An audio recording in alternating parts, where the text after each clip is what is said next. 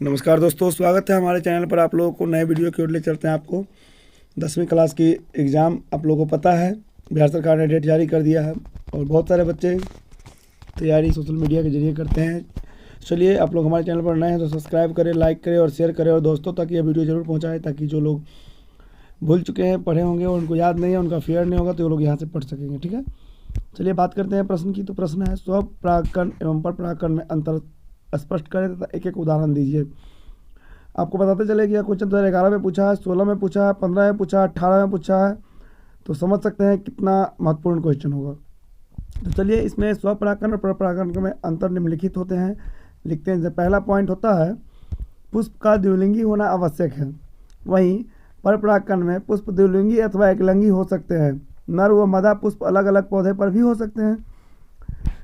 स्व परागकण में दूसरा पॉइंट है, नर और मादा भाग एक साथ परिपक्व होने आवश्यक है। पर परागकण में अधिकतर अवस्थाओं में नर तथा मादा भाग अलग अलग समय पर परिपक्व होते हैं।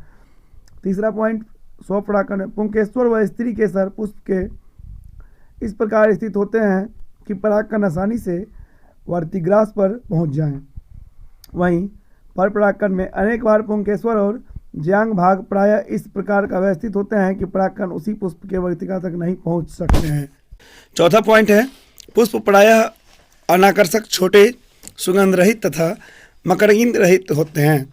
वहीं इसमें पर परागकण में है, वायु परागित पुष्पों को छोड़कर पुष्प प्रायः गंधयुक्त, आकर्षक, बड़े अथवा छोटे तो समूह में व्यवस्थित होते हैं।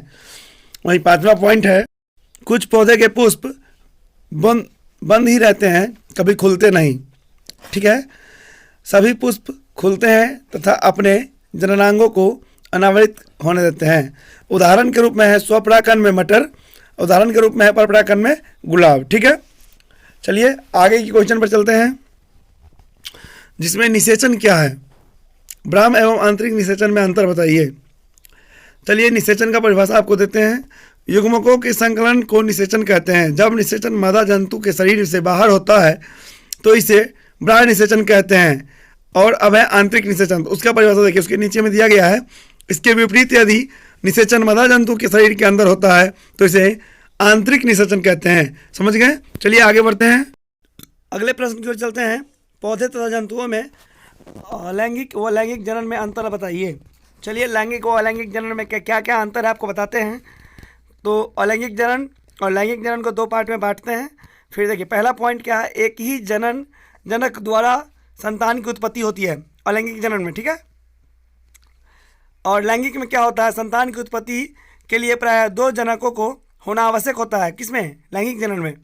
वही दूसरा पॉइंट अलैंगिक में है, युग्मकों की आवश्यकता नहीं होती है, अतः सभी विभाजन समसूत्री विभाजन ही होते हैं।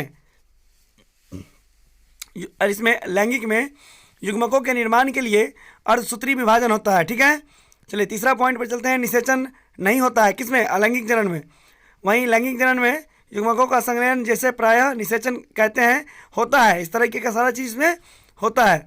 वहीं अलैंगिक में चौथा पॉइंट है, नए जीव पूर्णतया जनक के समान गुणों वाले होते हैं।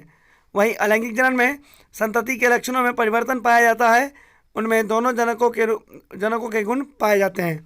ठीक है, तो आज के लिए मात्र इतना ही क्वेश्चन। अगले एपिसोड में आपको फिर दिखाते हैं, आगे क्वेश्चन की ओर ले चलते हैं और देते रहेंगे।